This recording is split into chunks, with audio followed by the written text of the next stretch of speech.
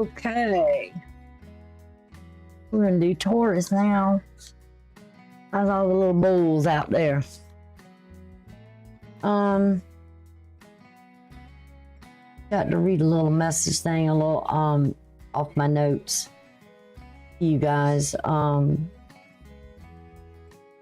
back. Okay. All right.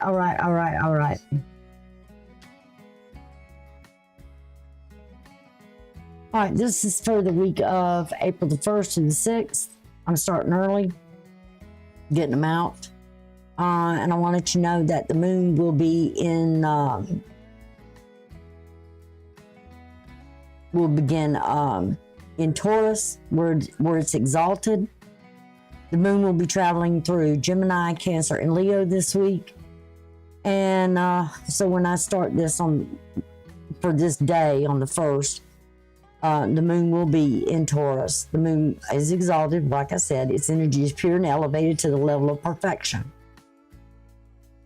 When the moon ingresses into Cancer, it will be in its rulership. Its energy is expressed most clearly, directly, and effortlessly, allowing it to function at its most potent and natural state. Because it rules that house, or that sign, as well as that house. And for you, I'll tell you the important houses for you on this first week. April the 4th, which is going to be on a Friday, the moon will be in the first quarter, and it's time to plant the seeds of your intentions and a good time to take action, to make decisions, formulate your goals, and move forward. It's time not to be wasting around. For you Tauruses, it's dealing with your first house, your second house, your third house, and your fourth house. Like I said, it will be exalted in your first house, so this is going to be the perfect time for you guys. And then it will be in your third house, which is Cancer, and it will be in its rulership. Okay? So, let's go to the tarot and see what the cards have for you. Oh, shoot. Sorry about that.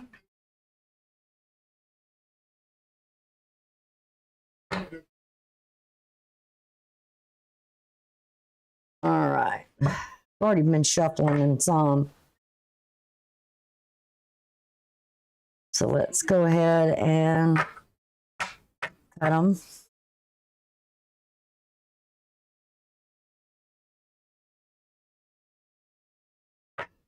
All right.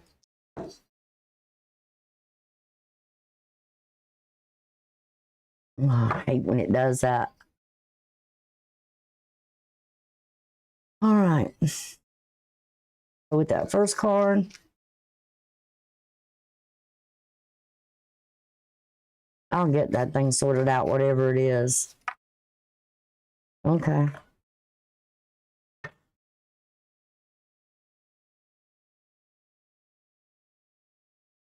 All right, the first thing you've got here is you've got the Ten of Pentacles. Virgo energy. Come on. A lot of coins there. Could be working. Could be around with friends, good friends. That's in your first house.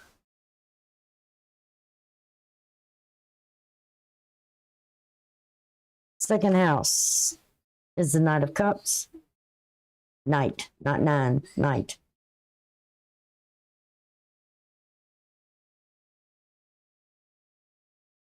Next one is your third house. You got the Two of Wands. Aries energy.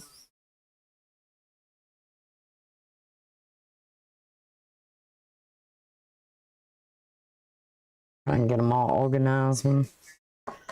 Your fourth house is the Magician. Manifesting something here, that's Mercury. Mercury is retrograde, so it could be somebody coming back around. Or some kind of news coming back around. You're manifesting, or you're trying to manifest something here. That would be Leo for you.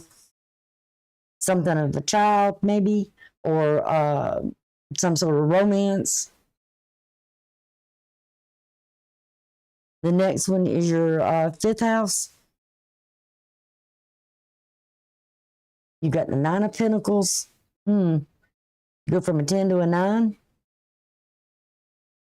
Still in Virgo, though. Maybe you get something accomplished here, something not worked out. Your 6th house, you've got the Strength card, Leo. For sure, Leo. So you got the Magician dealing with Mercury. You got a planet here, really probably, which is Mercury retrograde. You've got a sign here, Leo. Could be something here about ego or something about your identity. All right, your 7th house. You've got the 6 of Swords. This is about moving forward. Maybe charting a new course. Thoughts could be maybe even wandering.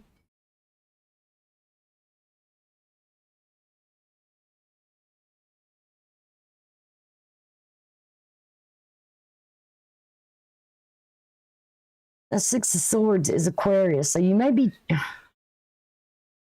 traveling with a group of friends or something here. Or you could be talking about planning something.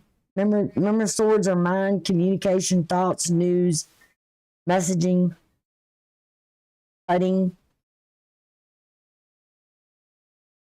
You could be leaving a group as well. You got another major arcana here, which is Aries. It's the Emperor.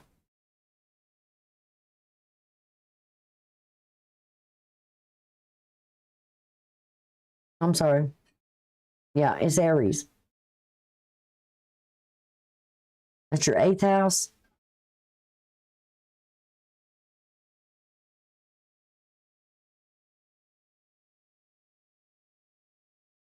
You got 3 major arcanas. Your 9th house, you got the 3 of Wands.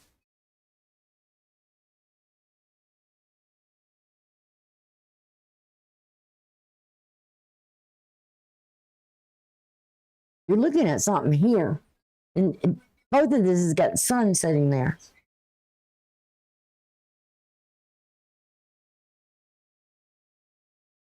Remember what I said about the sun? So it's important to keep that in mind. It could be about romance. It could be about children. It could be somebody's identity or their egos.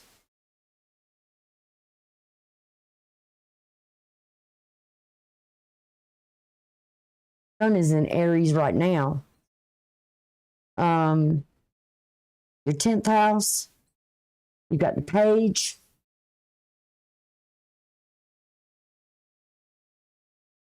The Messenger.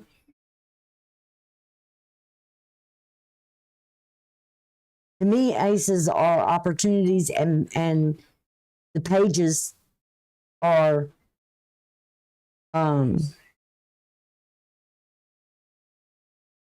messages or actions. In this case, with the wands, it's sort of like an action. You're waiting on an opportunity to maybe act, because we do have the 2 here. We don't have the ace. This is your, for you, this is the 10th house.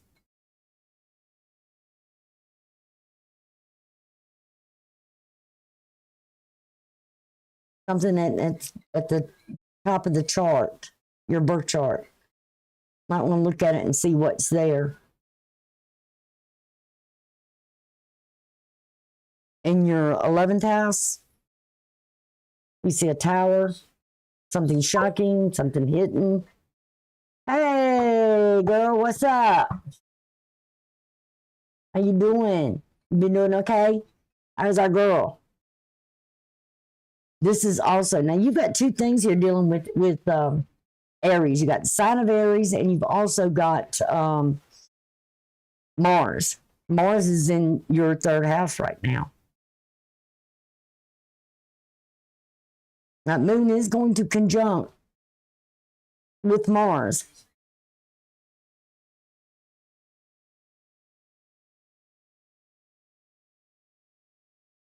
It was a lot dealing with your identity, your ego. Now remember, there's a loss of something here because Aries is your 12th house. And that 12th house always deals with karma. What is your 12th house? Please tell me my microphone's on. Yeah, it's on. I can see it moving. You finally retired, huh? How's retirement? How long you been retired now? Oh, Lord have mercy. You got another major arcana. Boy, Taurus, you hitting the jackpot. With the Hierophant, you're dealing with your own sign. This is you.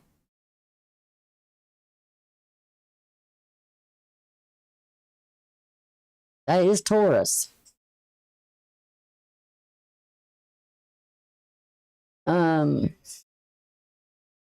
The bottom of the deck, the overall energy, is the Page of Pentacles. So you got two pages here. The Page of Wands and also the Page of Page of Pentacles. Or yeah, Page.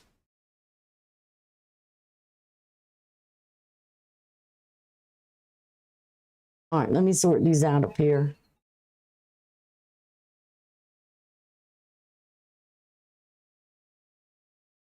And then let me increase this.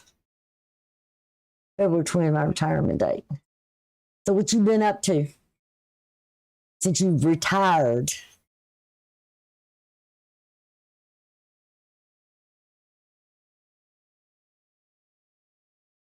Who you been harassing?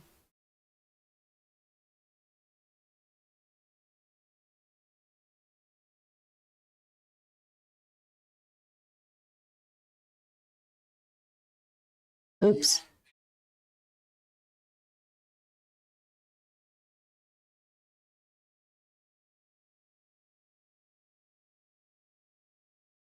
All right, can y'all see those pretty good? I hope so.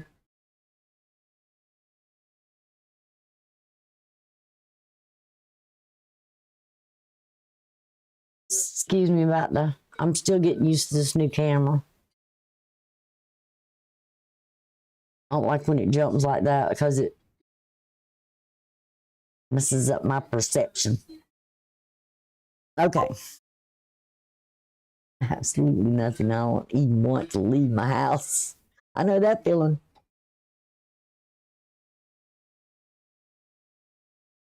Ain't gonna be a good time when I get into the astrology at this weekend. There's gonna be some I don't remember the exact date, but I got it. I haven't, we'll talk about it whenever I get there.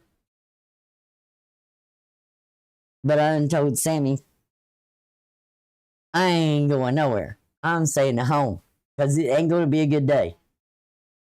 And the first day of the month is really all about the moon, all about the emotions and intuition.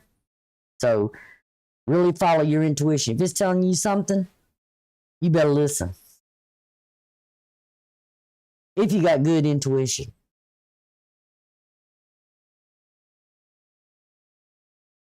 Okay. Like I said, the first thing we're starting out with Ten of Pentacles. That's Virgo. I was thinking about you real strong yesterday and you showed up. See, don't think about it. No, I do the same thing. I start thinking about somebody and they show up. You know, you better, watch who you think about. If somebody you don't want them to show up, you better get that person out of your mind. They'll either call or show up.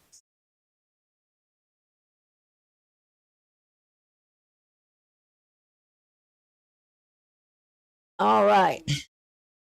So, like I said, we got Virgo here. Virgo for you is your fifth house. And what's in the fifth house right now is that south node. Yeah. So I see you still got that little thing I gave you, that little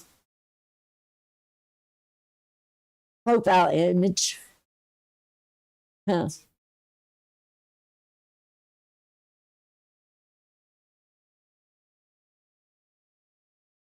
So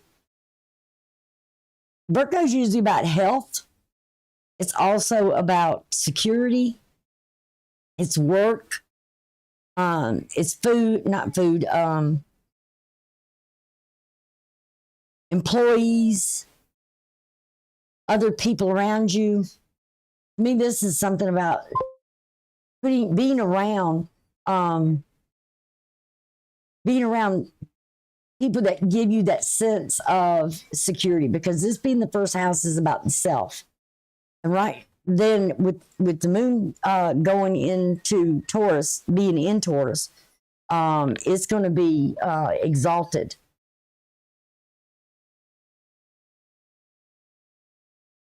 Right now, I believe it's in going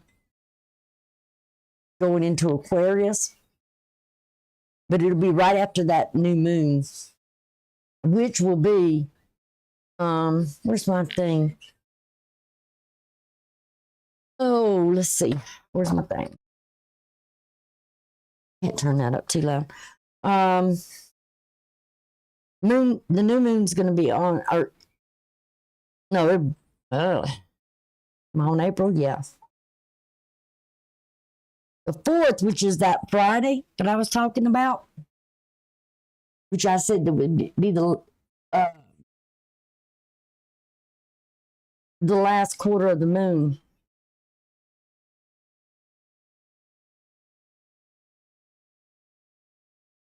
Because we're going to have a new moon at the end of new moon at the end of this month. Let me go back and look at March a minute, because I'm working ahead here.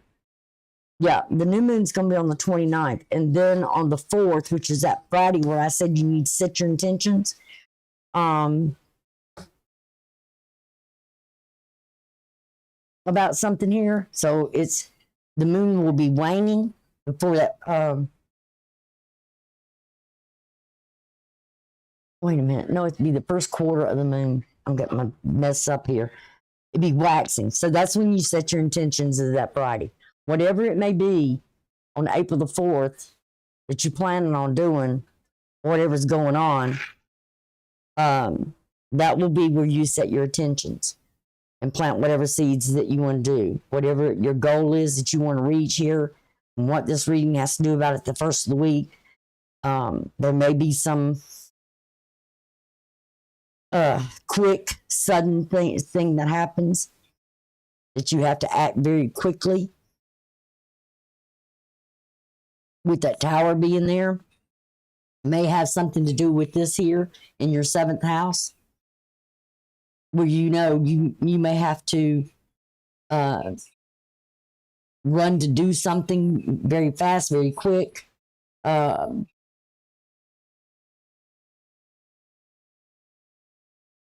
the sun is going to change signs. Let's see, when will that be? When we get into Taurus season. Hold on one second. It's not going to be the 20th. And that will be on the last quarter of the moon. It'll be waning then.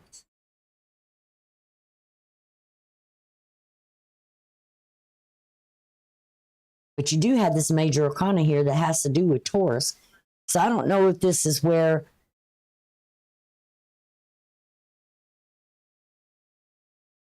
you've got a start and an end here that's but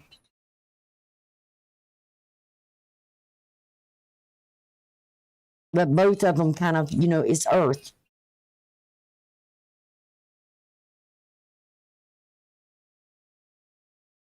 You kind of get grounded. get back into something. It's almost like you've solved something here. You've learned something here by the end. You come back into your own.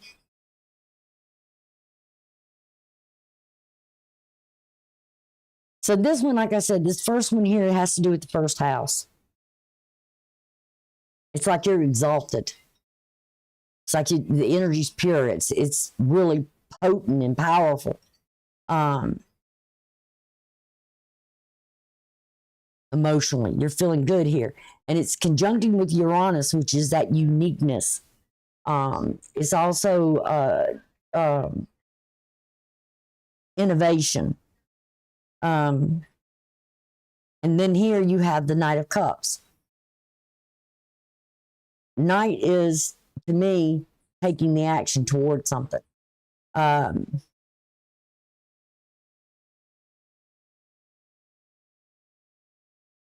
It's moving. It's clearing this path. There's something here where you see the path that's here. And you see something is kind of blocking it. So there may be something here where either you're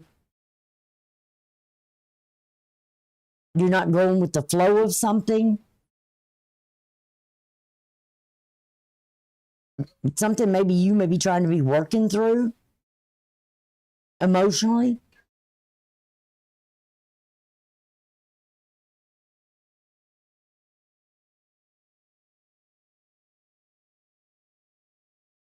Trying to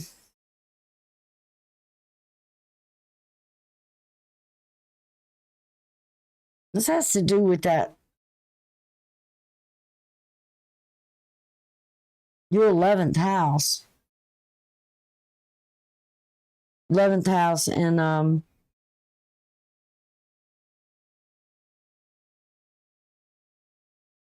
your 10th house. Could be something with work. It could be something with people.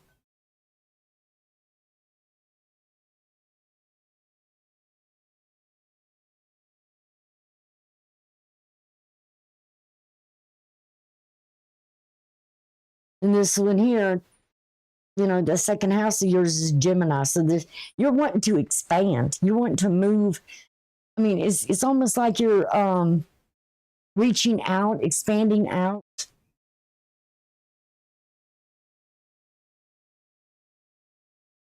But you're kind of guarded. It's almost like, you ever had that thing when you get like where you want to do something and you know your emotions are like pushing you, but it's almost like let me get that thing fixed. You're a little, you know, you want to spread your wings and fly out, but it's almost like you're holding yourself back emotionally from doing something here that you're maybe not sure about, because in your third house where Mars is, it's like, again, there's this path that we see here.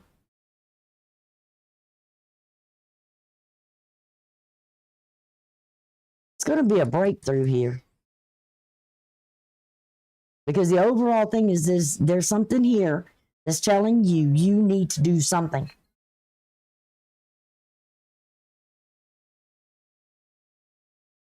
But you're uncertain of what action to really take. You feel like you're kind of blocked in. But it's like your emotions are kind of like behind you, pushing you.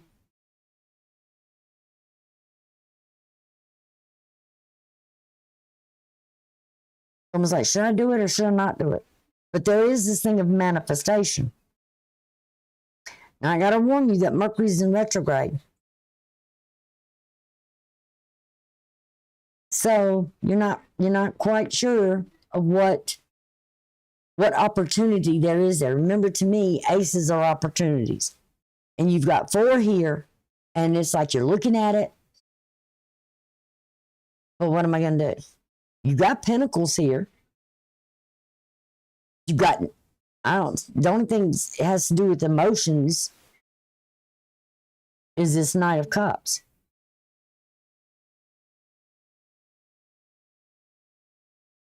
You got the swords here. You also got the wands here. You just got to have the initiative to do it.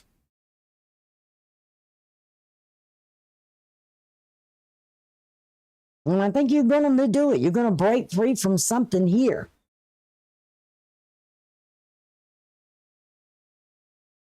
I'm pretty sure there's something with you.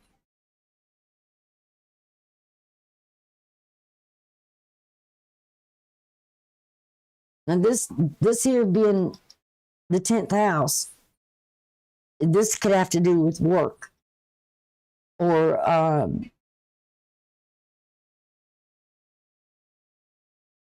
something you've been waiting on. Because it's almost like I said, you got the 10 here and then you got the 9. And it doesn't go below the 9. So it's like there still is security there, but that one pentacle right here, you're waiting on what, if it's going to come. This is like, pentacles like reality. Tangible things you can touch. This could be a first date, I will say that. But it could be with friends again. Like I said, it could be with a group you're involved in. You're maybe uncertain about getting in something here.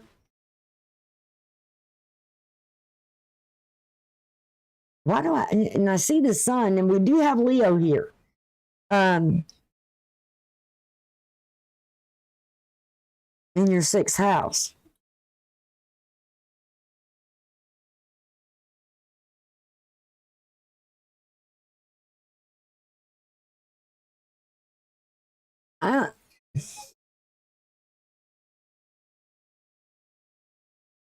Something about the identity and the ego.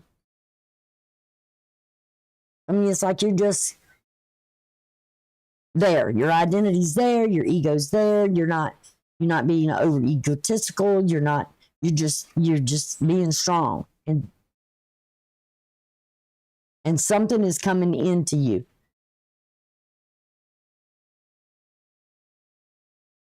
Maybe you're wondering about if something here, if you go this direction, is it going to work out?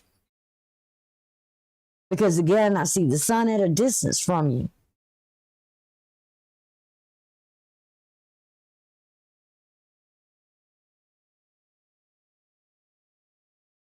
This is the 8th house. And for you, the 8th house is Sagittarius. Again, that 1 minute the sun is at your back. It's almost like you put your ego behind you. Put something here behind you. And with this 3 of Wands, Aries, again, that's your 12th house. It's kind of like letting something go. It's karmic. It's whatever. It's whatever it is done is done. You got to turn around and face it. And you're waiting because you got the 2 of Wands and then you got the 3.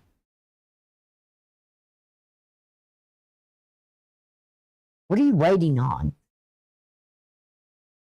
Is it somebody to tell you something here? Or news or an email or some type of message you're waiting on? And then, like I said, with the 11th house here, that's Pisces for you.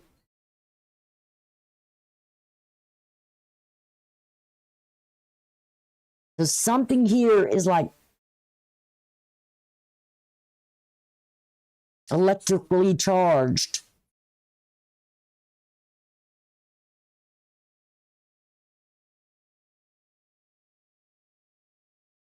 It's emotional.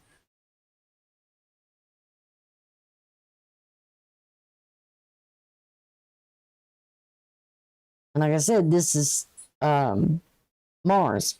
Mars is like a shock to the system. It's like, but then you're fine.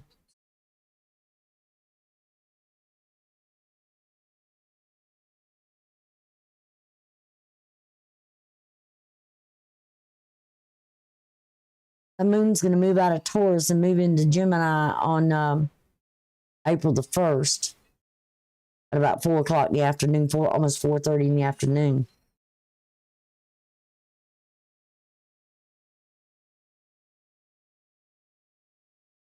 Which is on Tuesday, and that's Mars. Mars rules that day.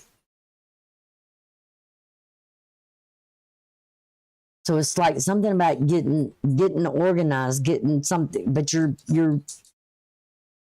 something with your 7th house is almost like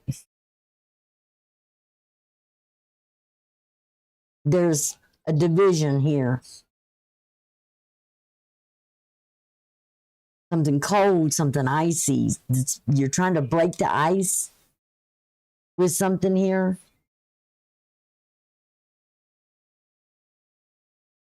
You're trying to plow through, break through something here. Because somebody's maybe not speaking or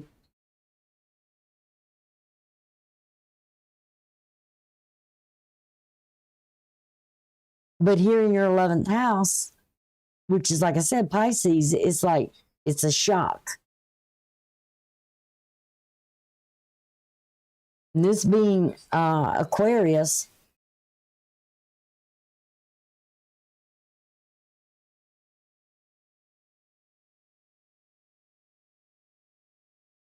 and then Pisces.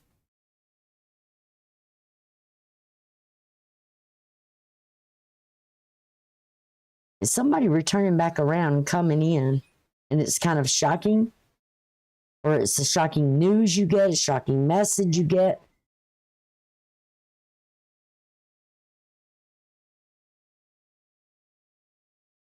I always look at the Hierophant as sort of a teacher, instructor, or a commitment to something here, the keys, knowledge.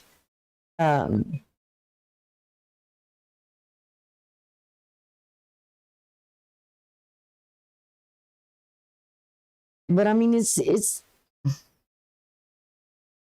you just got to endure its strength. I mean, you just got to play it calm. Don't let your ego and yourself get in too much here.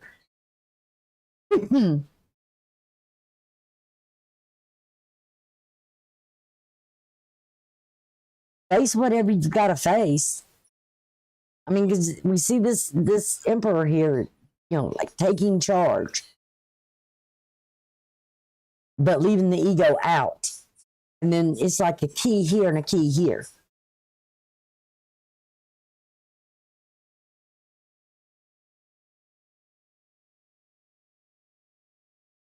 Thinking hat on. It's like you've got knowledge about something.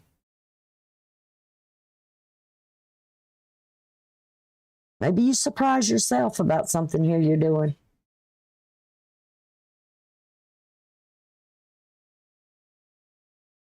So, I don't know. But you've got maybe some opportunities there that you're trying to manifest it. I would say, especially with Mercury being retrograde and Venus being retrograde, which is your ruler, those two being retrograde, I'll give you something right now. I was going to do it later when I did the astrology. What did I do with that paper? Let me read something, a little bit something to you. Venus in retrograde. Venus is the planet that rules love, relationships, beauty, art, values, connection, money, and self-worth. So it could be something about self-worth as well. Venus retrograde happens every 584 days and is an intricate symbolic cycle woven into Venus's changing positions from evening to morning star. This is where it comes up to the highest point, and then it goes behind the sun, and it drops down, and it goes down into the depths. There's an old Greek story about that, a mythology story of that. She goes down into where her sister is. She sacrifices something, and then she comes back up again.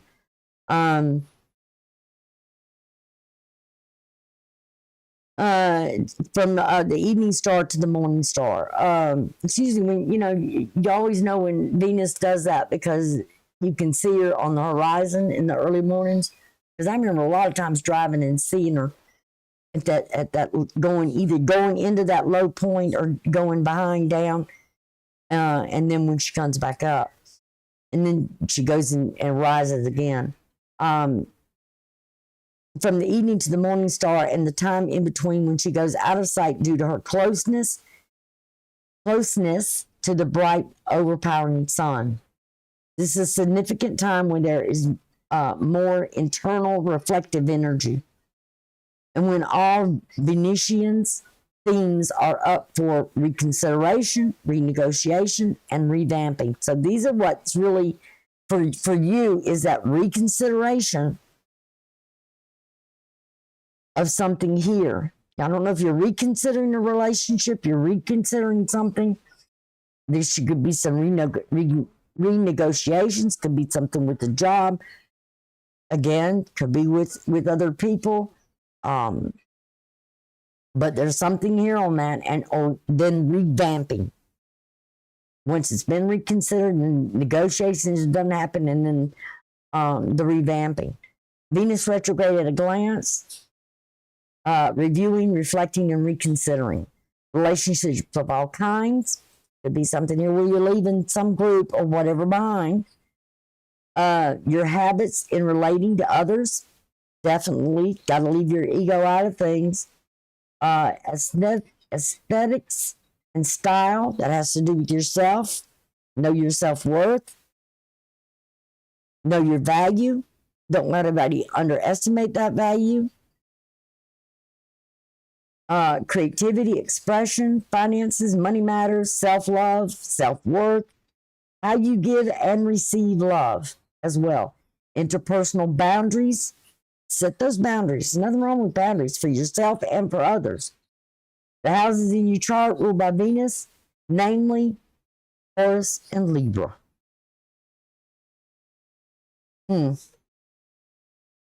Lean into nurturing, safe, trusted relationships, bonds, security. Like I said, you've got the 10 and the 9. I don't know if you're leaving someone behind or somebody may be leaving, it could be the partner. You can, the partnership leaving, somebody drifting off from you. Or maybe trying to come back in. Either way, and you're just playing it cool. Deep listening to yourself and others, expressing your unique beauty. So that's the things you need to lean into. Be wary of, and this is really, really important, simply because Venus, your ruling planet, and Mercury are retrograde. Somebody wants to leave, let them go. It's like that old saying, If it's meant to come back, it will. If it won't, it won't. But be wary of hasty decisions in relationships.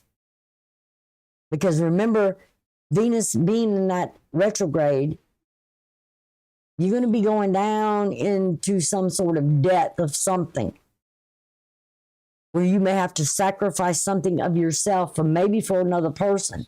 If you're willing to work at the relationship. If you're not, then what can I tell you to do? Nothing. You're going to do what you're going to do. But the best way to survive something out of that is to let something of yourself go. Projecting onto others, don't do that. Don't project your emotions onto them. Don't project your ideals onto them. Don't project your interpretation of them. A lot of people like to tell other people what they think that person is like, and that's wrong. You need to, like I said, you need to be deep listening here. Don't project your opinions on something other. If they don't want it, don't give it. Don't give it unless you're asked. And then give it with love intentions. Impulsive spending, be very careful because Venus being retrograde, that's another thing. Impossible cultural beauty standards, being too hard on yourself. Because it's going to be a difficult time while Venus is retrograde. And through the astrology, I'll be letting you know when it's going to be, well, I'm going to let you know now, but I'd rather do it during the astrology period time.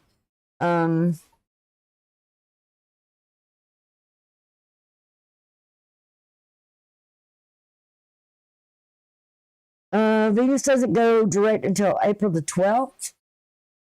Yeah, April the 12th. So that would be maybe somewhere in that second week. What, 6? Yeah. Yeah, being that second week of April. Now it'll go stationary. Always remember, when planets get ready to go retrograde, they go stationary. It's always stationary, and they'll sit there, just kind of resting because of what they're going to have to go through. And then once they go into that retrograde position, and they'll move back to a certain degree of a certain time period of your mind will go back into thoughts, your ideals, you'll go back over, all those things. And then when it goes direct, it actually doesn't start moving direct, it goes stationary again. It's a shadow period before retrograde and a shadow period after retrograde. And it sits there for a while after retrograde, and it's like it's processing, it's revamping. So when Venus comes back up and she starts going to her height and rising to the height, you're just going to have the strength to endure something here. Put your ego aside and face whatever it is of an identity thing here, or whatever it is, or a what is the word when you think there's a matchup but it doesn't quite, there's like a clash of identities with someone. Know your self-worth though, but don't be so egotistical,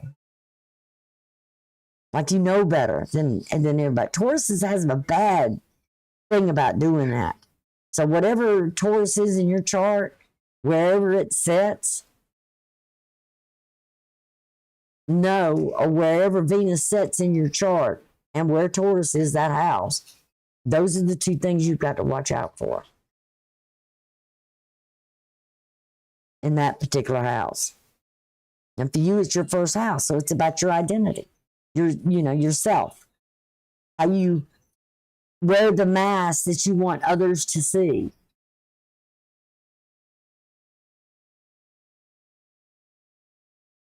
He's over there getting into my corn chips. So anyway, that's what I got for you, Tauruses. And I'm going to move on now because I'm got to watch out for my batteries on my microphone. I'm going to charge them between readings. Oh, it's got plenty on there for another one. Okay. So I'm going to go ahead and set up and get ready for Gemini. And deal with that. And I will see y'all in a bit. Bye for now.